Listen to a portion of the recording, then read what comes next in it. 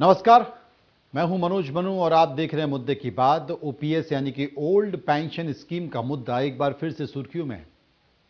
क्या old pension scheme 2023 और 24 में गेम चेंजर साबित होगी? कांग्रेस ने जिस तरीके से हिमाचल प्रदेश में ओपीएस का मुद्दा बनाकर सत्ता पर कब्जा जमाया, वह पार्टी के लिए बड़ी उम्मीद की किरण दिख रही है। तो उधर बीजेपी शासित राज्य भी ओल्ड पेंशन स्कीम की चपेट में आ गए। आखिर क्यों? आज इसी पर हम चर्चा करेंगे मुद्दे की बात में।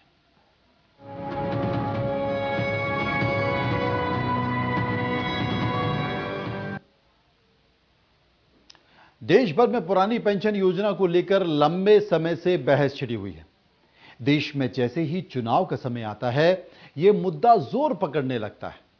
इस दौरान अलग अलग राजनीतिक पार्टियां पुरानी पेंशन योजना को वापस लागू करने का वादा करती हैं। कई राज्यों में पुरानी पेंशन स्कीम को लागू भी किया गया है, जिनमें छत्तीसगढ़, राजस्थान भी शामिल है। वहीं कई राज्य सरकारें पुरानी पेंशन योजना लागू करने का दावा कर रही हैं। इसलिए यह समझना जरूरी है कि आखिर क्यों राजनीतिक पार्टियां ओपीएस को लागू करने के लिए बेचैन हैं।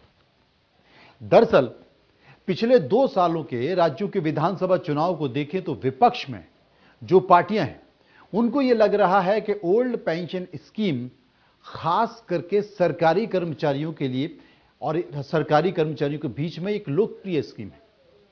उनको आकर्षित करने के लिए वो एक बड़ा राजनीतिक मुद्दा बन सकता है। कांग्रेस ने कई राज्यों में, खासकर छत्तीसगढ़, राजस्थान में यह वादा किया। मध्य प्रदेश में भी वादा किया था, लेकिन वहां कांग्रेस की सरकार नहीं चल पाई। इन 2 राज्यों में यानी कि छत्तीसगढ़ और राजस्थान में उसको लागू भी किया गया है। हिमाचल प्रदेश में कांग्रेस की जीत के पीछे एक बड़ी वजह ओल्ड पेंशन स्कीम यानी कि पुरानी पेंशन स्कीम के वादे को भी बताया जा रहा है। साथ ही आम आदमी पार्टी ने भी इस मुद्दे को पकड़ लिया है। पंजाब और झारखंड में ओपीएस यानी कि ओल्ड पेंशन स्कीम लागू करने का ऐलान कर दिया गया है। पिछले कुछ सालों में अलग अलग सरकारों में राज्य सरकारों के कर्मचारी आंदोलन कर रहे हैं ओल्ड पेंशन स्कीम को बहाल करने के लिए। यह मांग धीरे धीरे जोर पकड़ रही है और इसी वजह से ही पॉलिटिकल पार्टियां इसे राजनीतिक रूप से घुनाने की कोशिश कर रही हैं।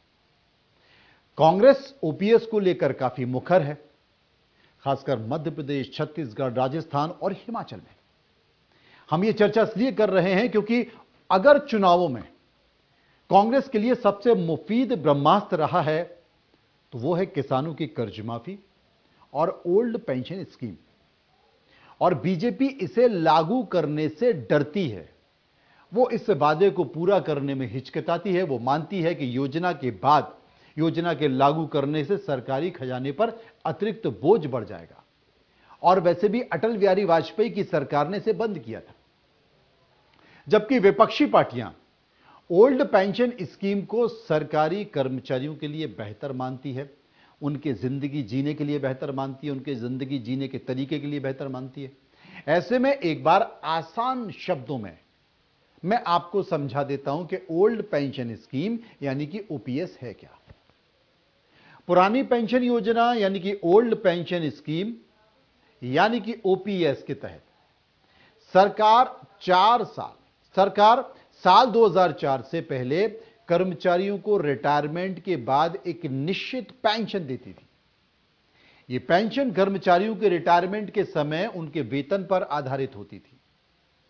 इस स्कीम में रिटायर हुए कर्मचारियों की मौत के बाद उनके परिजनों को भी पेंशन दी जाती है। इस स्कीम में पेंशन देने के लिए कर्मचारियों के वेतन से किसी भी तरह की कोई भी कटौती नहीं होती थी।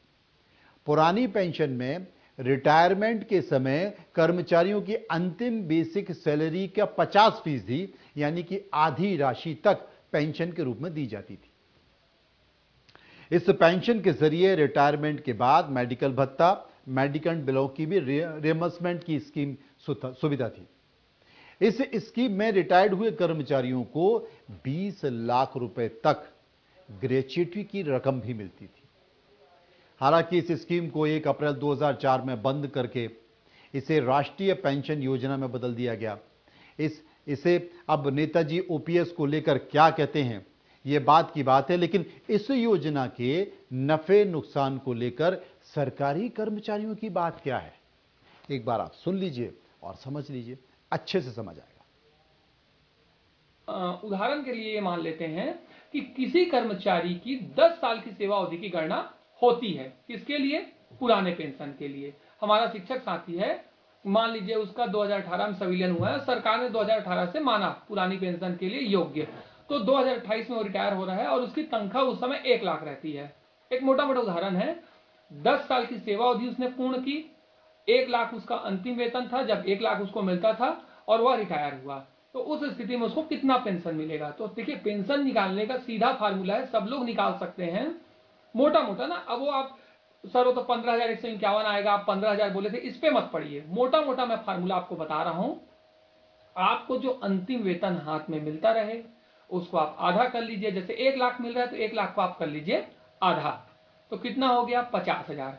50,000 में गुणा करना है आपको किसका? जितने साल आपने सेवाएं दी हैं उस साल को आप दुगना कर दीजिए, उसको अर्धवार्षिकी में कंप्लीट करना है, 6-6 महीने का हिस्सा मान लेना है।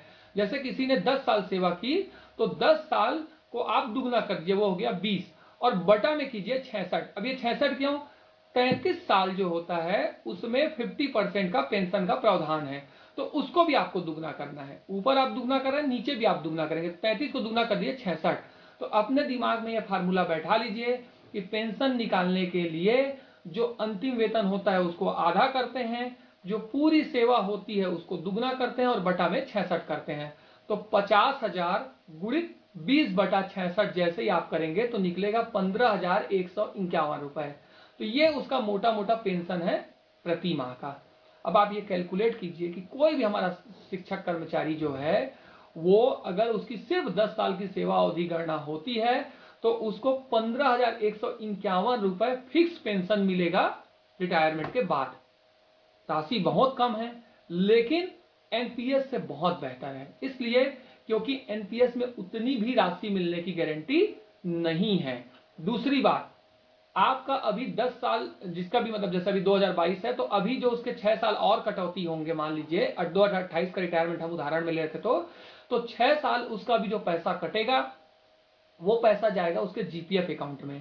तो जीपीएफ अकाउंट में जो पैसा जाएगा उसका उसको ब्याज भी मिलेगा, और उसका ब्याज जो होता है सेविंग अकाउंट के ब्याज से भी ज्यादा होता है। तो वो ब्याज मिलेगा, तो वो राशि जो उसके अभी वेतन से कटौती हो रही है वो राशि विथ इंटरेस्ट जमा रहेगा उसके खाते में। रिटायरमेंट के समय वो जीपीएफ की राशि पा जाएगा। एक फायदा, ग्रेजुइटी उसको मिलनी ही मिलनी है। दूसरा फायदा, 5 साल की सेवा के ऊपर ग्रेजुइटी मिल जाता है, ठीक है। अर्जित अवकाश का नकदीकरण उसका होगा ही। तो लमसम पैसा जो है लास्ट में एक कर्मचारी को जो चाहिए रहता है कुछ भी अगला नया अपनी पारी शुरू करने के लिए, वो उसको मिल जाएगा, और साथ में कम से कम 15,000 रुपए महीने तो वो पाएगा। अब यह भी जान लेते हैं कि आखिर एनपीएस क्या है जो अभी चलन में है। जब से नई पेंशन स्कीम यानी कि एनपीएस लागू की गई है तब से इसका विरोध किया जा रहा है। आज भी इसको वापस लेने की मांग काफी जोरों से हो रही है। इस स्कीम को लेकर अधिकतर लोगों का कहना है कि यह सरकारी कर्मचारियों के लिए, जी हां, सरकारी कर्मचारियों के लिए यह उनके हित में नहीं। इतना ही नहीं, कई राज्यों के केंद्रीय कर्मचारी खुद ये मानते हैं कि इस योजना में उनका भविष्य सुरक्षित नहीं। अटल केंद्र सरकार ने, जी हां, अटल बिहारी वाजपेयी की जो केंद्र सरकार में थे, साल 2004 में पुरानी पेंशन योजना को खत्म करके उसके बदले राष्ट्रीय पेंशन योजना शुरू की। अब जान लेते हैं कि जो नई पेंशन योजना है उसमें क्या था जिसका विरोध किया जा रहा है, और इसके तहत सरकार केंद्रीय कर्मचारियों को रिटायरमेंट के बाद क्या क्या सुविधाएं देती है। क्योंकि बहुत से लोग चर्चा इस बात को लेकर कर रहे हैं कि ओपीएस क्या है, ओपीएस होना चाहिए, एनपीएस नहीं होना चाहिए, एनपीएस क्या है। लेकिन इसलिए मैं बहुत सरल भाषा में आपको बता रहा हूं कि ओपीएस क्या है, एनपीएस क्या है, ओपीएस के फायदे क्या है, नुकसान क्या है, एनपीएस के फायदे क्या है, उसके नुकसान क्या है। अब केंद्र सरकार 1 जनवरी 2004 के बाद सरकारी सेवा में शामिल हुए कर्मचारियों को नई पेंशन स्कीम यानी कि एनपीएस के तहत रिटायरमेंट फंड ऑफर करती है। न्यू पेंशन स्कीम के तहत सरकारी कर्मचारी पेंशन पाने के लिए अपनी बेसिक सैलरी प्लस डीए में से 10% और उसके नियोक्ताओं को 14% तक योगदान देते हैं, दोनों का हिस्सा मिल जाता है। यह योजना भारतीय शेयर बाजार पर आधारित है, यानी कि अगर बाजार नीचे गया तो आपकी पेंशन नीचे गई, मतलब कि आपकी पेंशन सुरक्षित नहीं है। ऊपर से अडानी जी ने बाजार हिलाकर रखा हुआ है। अब इसे कांग्रेस शासित राज्यों के मुख्यमंत्री कैसे चिंता का विषय बताते हैं, वो सुनिए।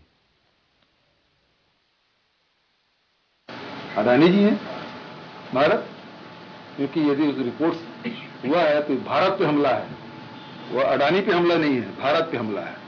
और दूसरी बात यह है कि मुझे ये शंका है कि ये जो एनपीएस का पैसा हम लोग मांग रहे थे ना 17,000 करोड़, वो नहीं दिया, और एलआईसी, एसबीआई, इसी में सब पैसा गया है।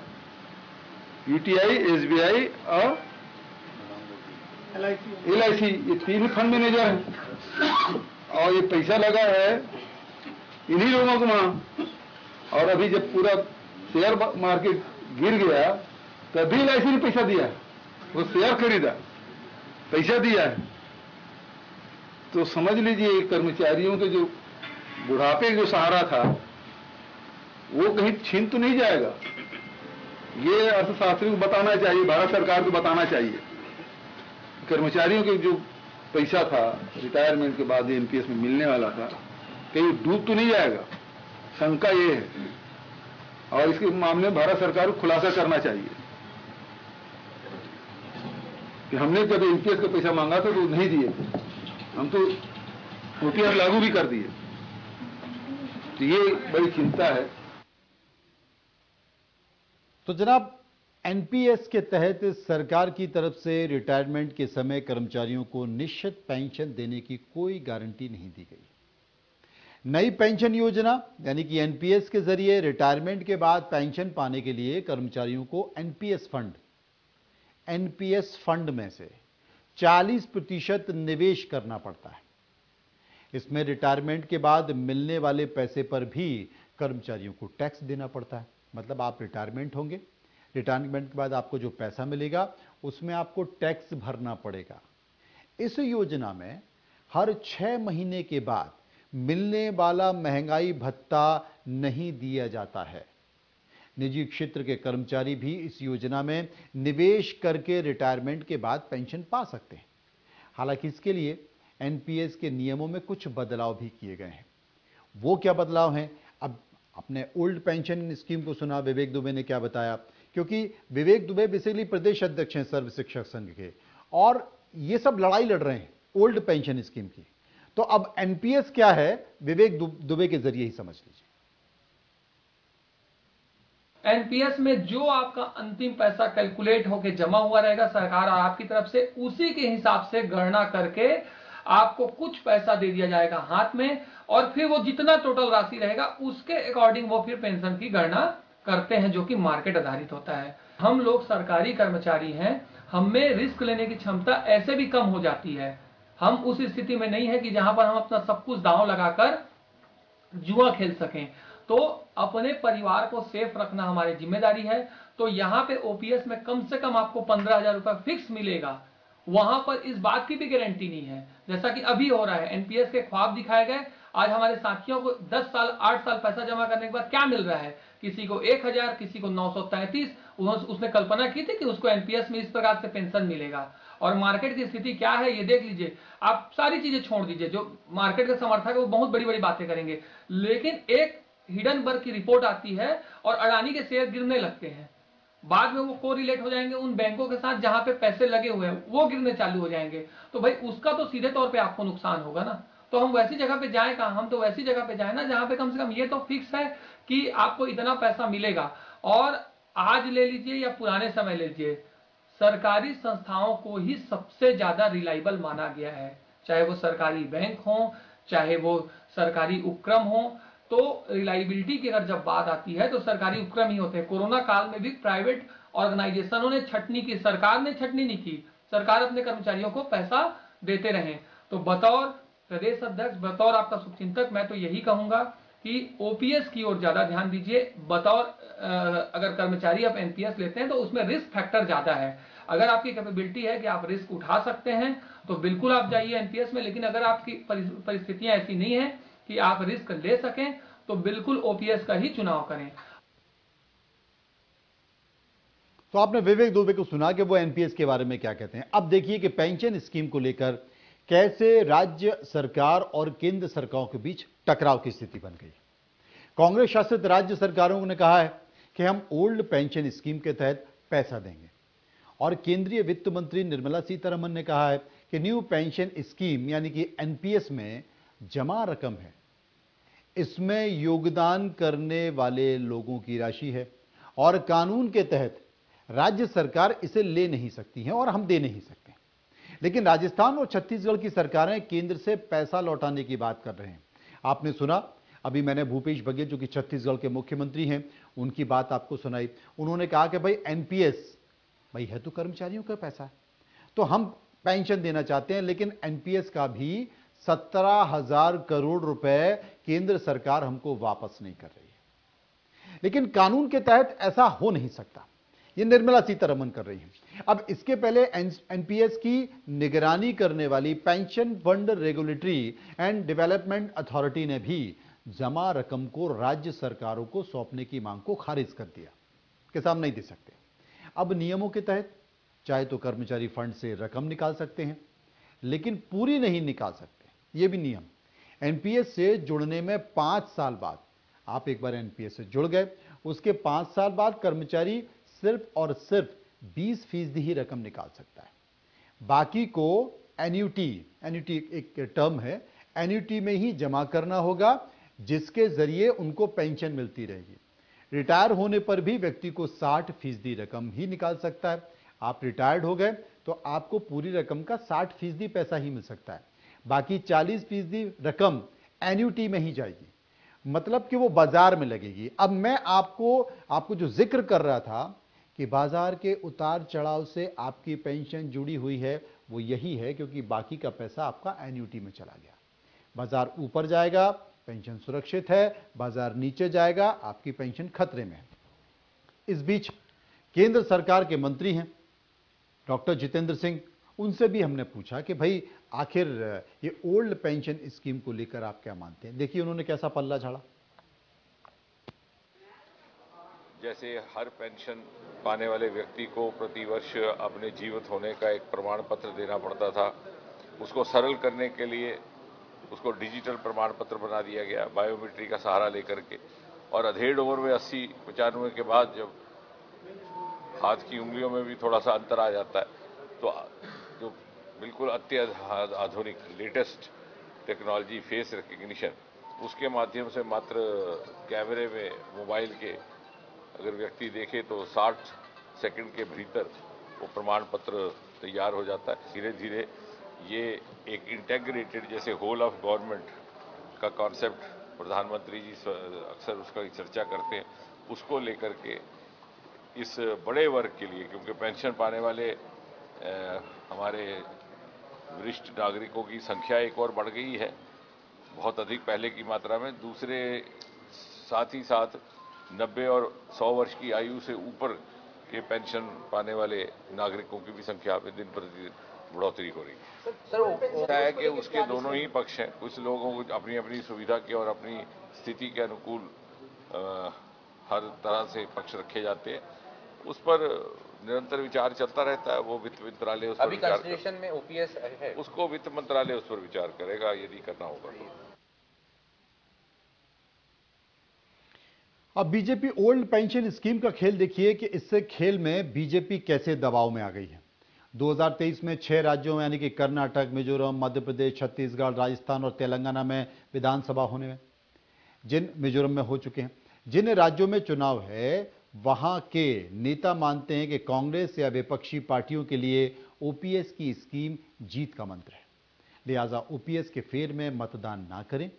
ऐसे में सबसे पहले कर्नाटक विधानसभा चुनाव होने जा रहा है, वहां पर बीजेपी की सरकार है, तो सरकार ने एक कमेटी बना दी है। दबाव है ना, इसलिए सरकार ने एक कमेटी बना दी है जो राजस्थान और छत्तीसगढ़ जैसे राज्यों में जाएंगे, ओल्ड पेंशन स्कीम का अध्ययन करेंगे और उसकी एबीसीडी सीखेंगे। 2 महीने के भीतर राज्य सरकार को अपनी रिपोर्ट सौंपेंगे। किसको? कर्नाटक की सरकार को, जहां पर कि बीजेपी सरकार है। हालांकि यह नीतिगत मामला है और कर्नाटक सरकार ही इस पर अंतिम फैसला लेगी, लेकिन चुनाव का डर बताकर राज्य सरकार केंद्र पर इस स्कीम को लागू करने का दबाव बना सकती है। सब जानते हैं कि पेंशन स्कीम के कारण ही बीजेपी हिमाचल में अपने हाथ गंवा चुकी है, हिमाचल हार चुकी है और कांग्रेस वहां पर सत्ता में आ गई है। कर्नाटक की बीजेपी सरकार हिमाचल की तरह चुनाव में गच्चा ना खा जाए, क्योंकि वहां पर बीजेपी के खिलाफ एंटी इनकम्बेंसी है, इसलिए वह ओपीएस लागू करने के बारे में गंभीरता से सोच रही है।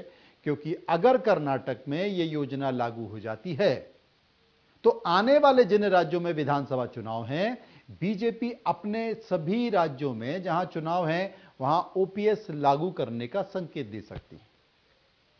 अब जब ओपीएस लागू करने का संकेत दे सकती हैं, तो जो कांग्रेस के पास बड़ा हथियार है, जहां जहां बीजेपी की सरकार उनके खिलाफ, या फिर कांग्रेस ओपीएस के जरिए या कर्ज माफी के जरिए दर्शकों को, मतदाताओं को लुभाती है, वो कांग्रेस के हाथ से एक बड़ा हथियार निकल जाएगा और बीजेपी निश्चित हो जाएगी। निश्चित इसलिए हो जाएगी क्योंकि कांग्रेस कर्ज माफी, किसानों की और ओपीएस, इन 2 बड़े मुद्दों के जरिए बीजेपी को परेशान करती रही है। तो इसलिए बीजेपी इस पर विचार कर रही है और संकेत देने की कोशिश कर रही है, जो कि कर्नाटक की सरकार ने किया है।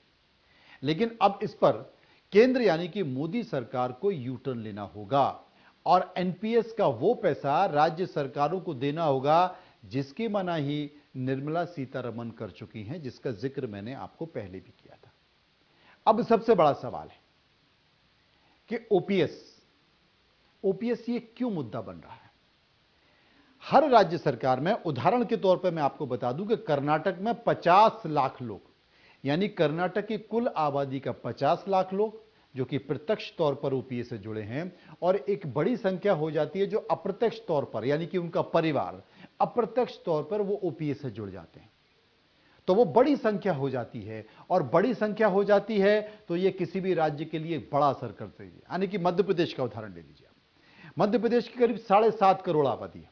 इस 7 करोड़ आबादी में से 1 करोड़ लोग ऐसे हैं जो प्रत्यक्ष या अप्रत्यक्ष तौर पर ओपीएस से प्रभावित होते हैं। एक इतना बड़ा आंकड़ा है, और अगर आप उन्हें ओपीएस का भरोसा दे देंगे तो सोचिए कि आप गेम चेंजर योजना हो सकती है। यही कारण है कि राज्य सरकार दबाव में है। बीजेपी पहले से खारिज कर चुकी है, क्योंकि अटल बिहारी वाजपेयी की केंद्र में जब सरकार थी उस समय ओल्ड पेंशन स्कीम को बंद किया गया था, न्यू पेंशन स्कीम लेके आई थी सरकार। और अब जब विधानसभा चुनाव है तो कांग्रेस ने या विपक्षी पार्टियों ने इसे मुद्दा बना लिया है, आम आदमी पार्टी ने भी लपक लिया है। तो जब कांग्रेस और दूसरी विपक्षी पार्टियों के लिए एक बड़ा मुद्दा हो गया है जो कि उसके फायदे का है, तो बीजेपी अब इस मुद्दे पर, क्योंकि वो देख चुकी है कि इसकी कोई दूसरी काट नहीं है, कर्मचारी सीधे इसके हित में हैं और सीधी इसकी डिमांड कर रहे हैं, तो इसलिए अब वो इस मुद्दे पर यू टर्न ले रही है या एक संकेत देने की कोशिश कर रही है। और वो पहला संकेत आया है कर्नाटक से। कर्नाटक की सरकार इसका अध्ययन करने के लिए तैयार हो गई है। राजस्थान और छत्तीसगढ़ में वो अध्ययन दल भेज के अध्ययन करेगी और उसके बाद देखा जाएगा कि संकल्प पत्र में वो किस तरीके से संकेत देती है। तो फिलहाल ओल्ड पेंशन स्कीम और न्यू पेंशन स्कीम आपने विस्तार से समझ ली होगी, क्योंकि हमेशा ओपीएस और एनपीएस की बात होती है, लेकिन ये क्या है बहुत से लोगों के जहन में नहीं होता। इसलिए मैंने इसे समझाने की कोशिश की कि क्यों ये राजनीतिक दलों के लिए और ये क्यों आने वाले विधानसभा उन राज्यों के लिए जहां पर विधानसभा चुनाव है जरूरी है। फिलहाल इतना ही। आप देखते रहिए इंडिया न्यूज। मुद्दे की बात में इतना ही। नमस्कार।